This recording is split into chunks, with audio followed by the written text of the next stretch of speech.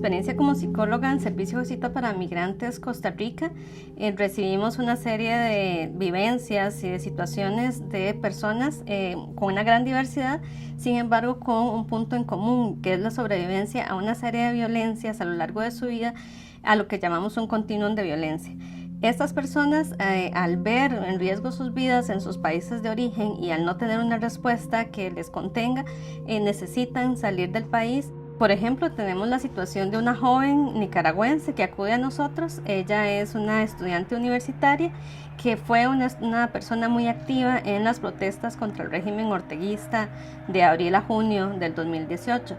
Cuando ella empieza a notar que su vida está en un riesgo importante, decide o empieza a cuestionarse si la mejor opción es salir de su país, y de esta forma es como llega a frontera con Costa Rica. No logra pasar porque en el puesto fronterizo también hay militares, entonces con su poco dinero contrata a un hombre para que la ayude a pasar por montaña. Sin embargo, en el tránsito hacia Costa Rica, este hombre la viola. Ella, por una cuestión de seguridad y para resguardar su vida, tiene que guardar silencio, y ya una vez estando en Costa Rica logra huir. Sin embargo, acá en Costa Rica no conoce a nadie, pero sí sabe que tiene que buscar alguna forma para solicitar refugio. Ya acá solicita refugio, sin embargo no dice nada, no comenta nada por temor a que no le crean, a que su solicitud de refugio se vea de alguna forma afectada, y no le comenta a nadie. Es hasta meses después, cuando ella empieza a sentir una serie de malestares físicos asociados a su sexualidad, que empieza a revivir todo lo que pasó en el transcurso hacia Costa Rica. Sin embargo, tampoco tiene pues un grupo de confianza o algún médico, psicólogo con quien comentarlo, y tiene que mantener el silencio.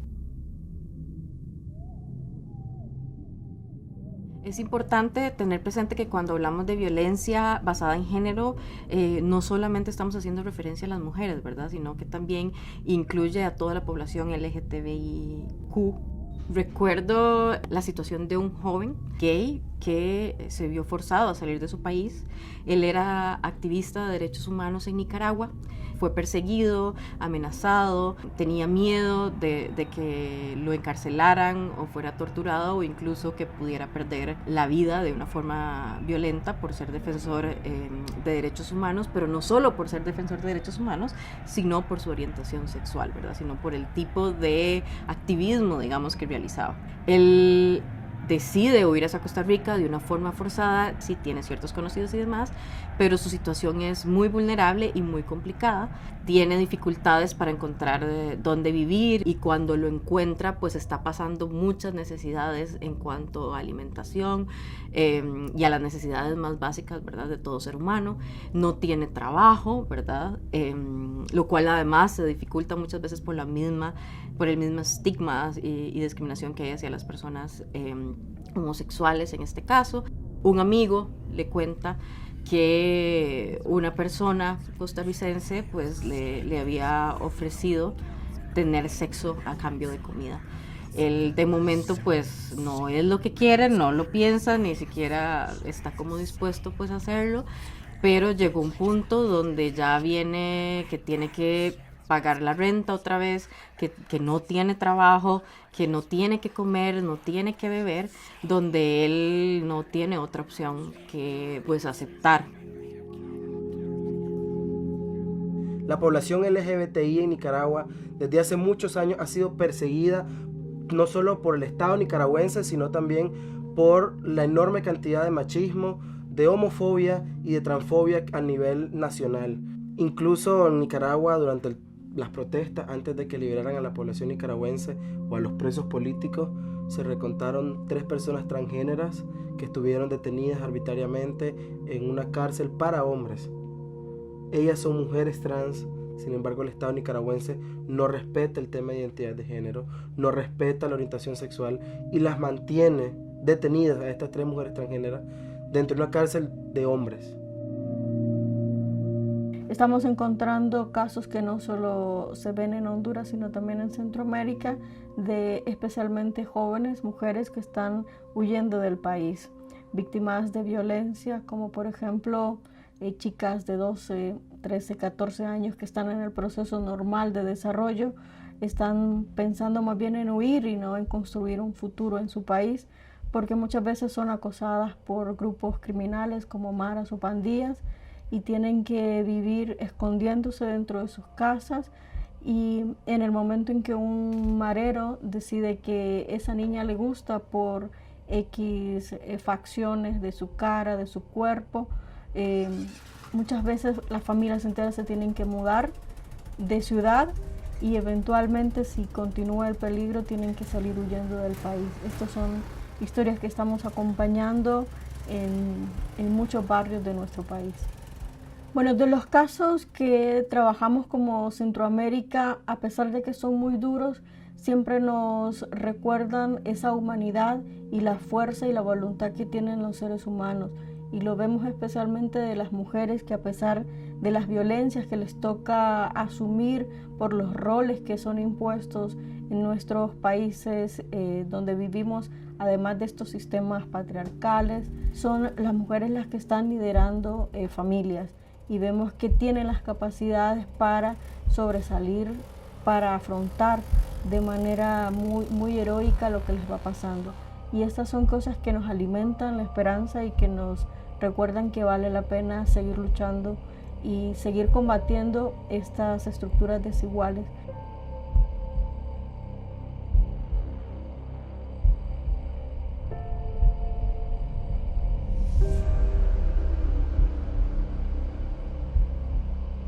Las maras y pandillas son un reflejo de la sociedad excluyente, marginadora, ¿verdad?, que ha generado precisamente el caldo de cultivo para su proliferación.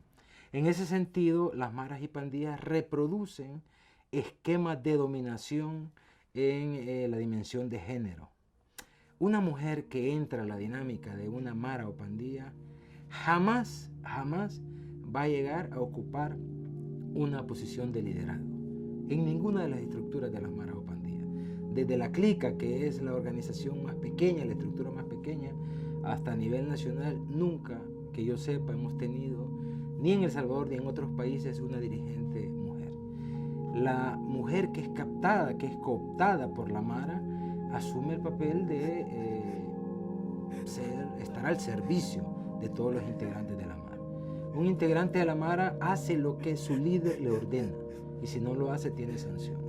Una mujer se somete a eso y normalmente los roles que desempeña son al servicio, muchas veces de carácter sexual, del resto de pandillas.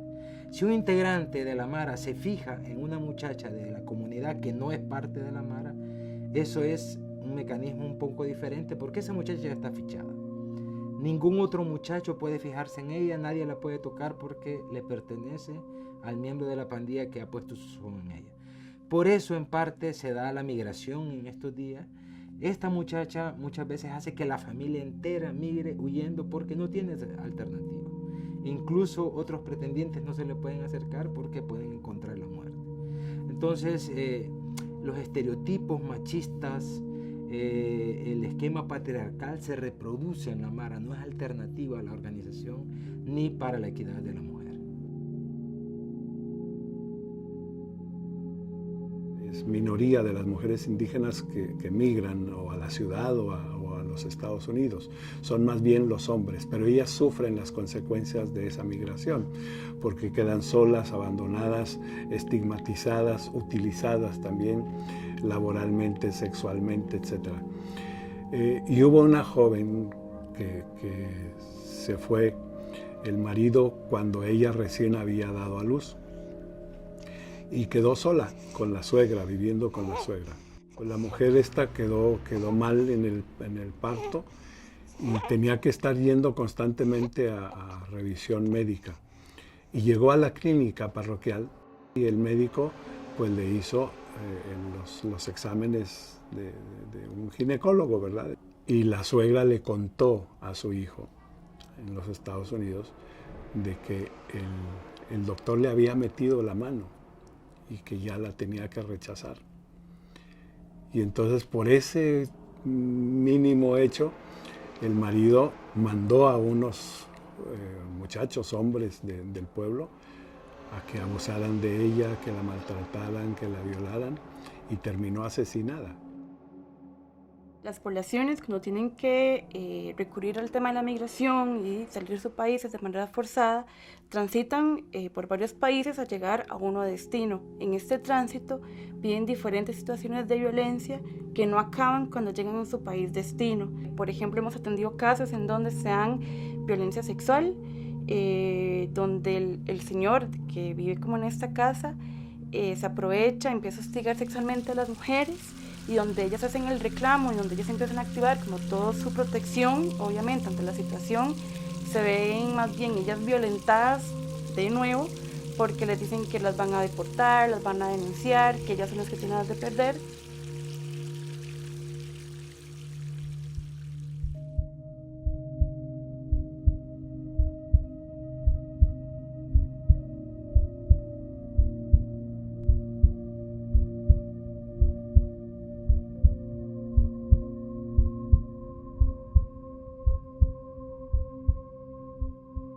Uno de los temas más importantes y de las situaciones más difíciles que nos hemos enfrentado en el trabajo con mujeres, particularmente migrantes, tiene que ver con la violencia intrafamiliar como un elemento estructural de la vida de las mujeres. Una de las historias más difíciles que me ha tocado escuchar acá es el de una mujer de origen salvadoreño.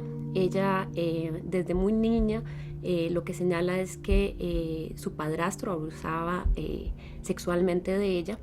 De hecho, esos son los primeros recuerdos que tiene de su infancia, y no pudo ir a la escuela. A los 12 años de edad, su padrastro decide tomarla, y lo pongo entre comillas, como su mujer. Esto a la vista de toda su familia. Su mamá, contrario a defenderla, lo que hizo fue enojarse con ella porque lo interpretó como que la niña le estaba quitando a su marido, no a su pareja. Desde este momento ella sufre, y anteriormente, ¿verdad?, una situación todavía más sistemática y más fuerte de violencia, violencia de todo tipo, obviamente violencia sexual. Producto de ella tiene 2 hijos, pero en realidad la violencia emocional, patrimonial también que vivió esta mujer fue sistemática durante 20 años. Llega un momento donde ella dice que el nivel de violencia, que yo ni me puedo imaginar cómo es, porque he experimentado violencia desde que era una niña, empezó a incrementarse y ubicó una arma en la casa. Se decide a salir, no le dice a su padrastro pareja por qué razón va a salir, y lo que hace es indicar que la situación económica está muy complicada y que ella quiere aportar a la familia. Así es como logra venirse a Costa Rica, donde la acoge una familiar. Pero en realidad una de las cosas más importantes es que ella no tenía conocimiento que la situación que experimentó durante toda su vida era un motivo por el cual en este país podía buscar una forma de regularización migratoria, específicamente el refugio. Y esto también nos hace pensar, en 2 elementos que yo creo que son centrales en esta historia. El tema de la violencia intrafamiliar como estructural de la vida de las mujeres en la región, y por otro lado la invisibilización, la negligencia y el desconocimiento que hay en términos generales sobre las situaciones de violencia intrafamiliar y las posibilidades por las cuales pueden optar las mujeres para buscar una salida y para salir de la situación de violencia.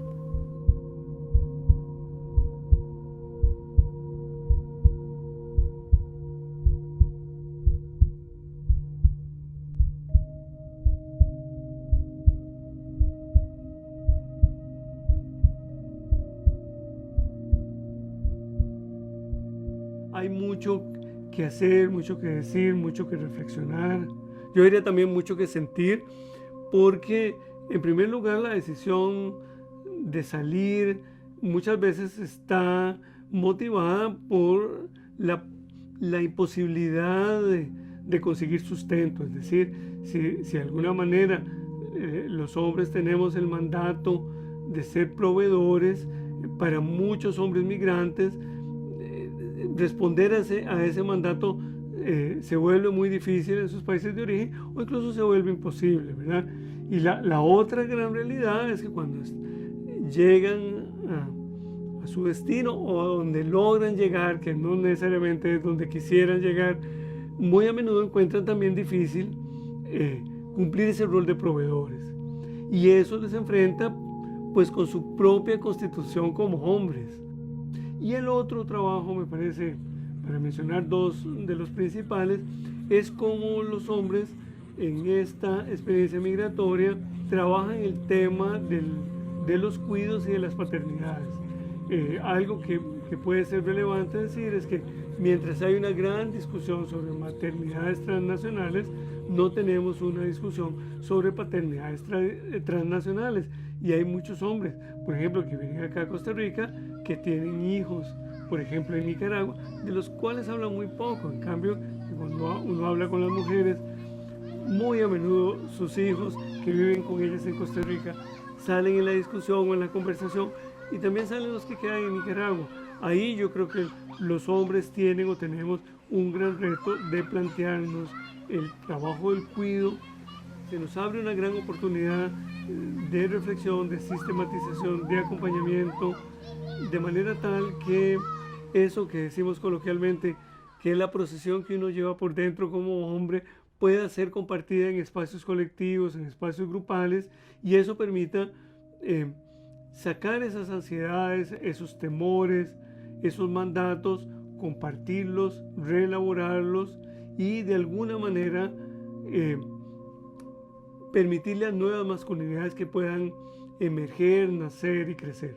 Si estas personas realmente logran conseguir una respuesta tanto a nivel institucional como a nivel profesional, pues es posible que se logren reinsertar nuevamente en la sociedad en total condición, ¿verdad? O sea, a nivel laboral, a nivel familiar, a nivel de pareja, a nivel estudiantil, ¿verdad? O sea, son personas que traen un bagaje de conocimientos que se ven truncados en cierto momento, pero con la atención correcta pueden volver a resignificar. O sea, esta situación nunca va a desaparecer, esa situación está, pero de alguna forma van a resignificar esa situación y seguir adelante.